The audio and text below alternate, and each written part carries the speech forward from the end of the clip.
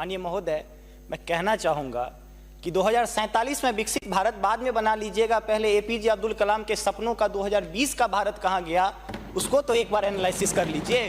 और मैं मानता हूं कि उसके एनालिसिस के पश्चात जो आपके पास जो रिजल्ट आएगा, जो परिणाम आएगा, वो 2047 के विकसित भारत की परिकल्पना को पूर्ण करने में कहीं ना कहीं बेहतर साबित होगा।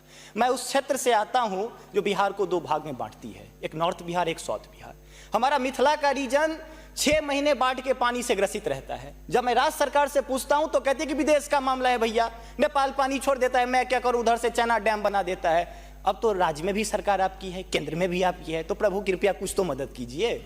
दूसरी बात, कोसी का संसद में कह दिया गया कि ड्रेस कोड ये होना चाहिए। अरे मैं बाढ़ के उस इलाके से आता हूं जहां आधा धोती पहन के संसद तक आना पड़ता है, न सड़क है न कुछ है, तो कैसे आऊंगा।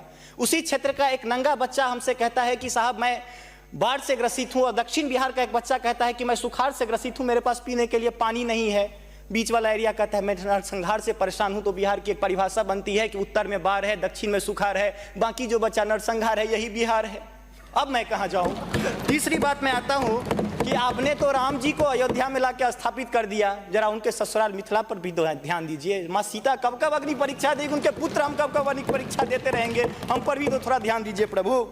बाढ़ का पानी जब हमारे बिहार से निकलता है तो लगे लगे बंगाल चला जाता है, और जो भी हमारे पास रोजी रोटी रहती है खत्म हो जाती है। तो मेरी पत्नी भी कहती है कि लागल लागल सजन धक्का सलम कलकत्ता चलिए, अब कितना आगे जाए।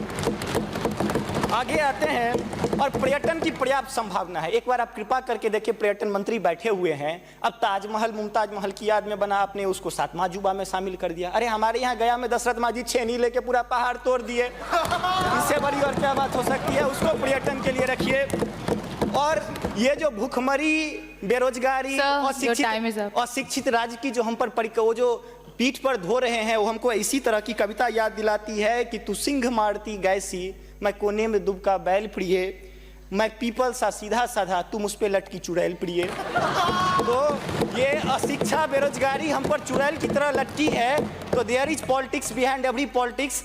स्नातकोत्तर राजनीति विज्ञान में पढ़ाई होती है, उसको छोड़ के जरा राज्य और केंद्र में अब सामंजस्य स्थापित करके कृपा कीजिएगा प्रभु। बहुत बहुत धन्यवाद।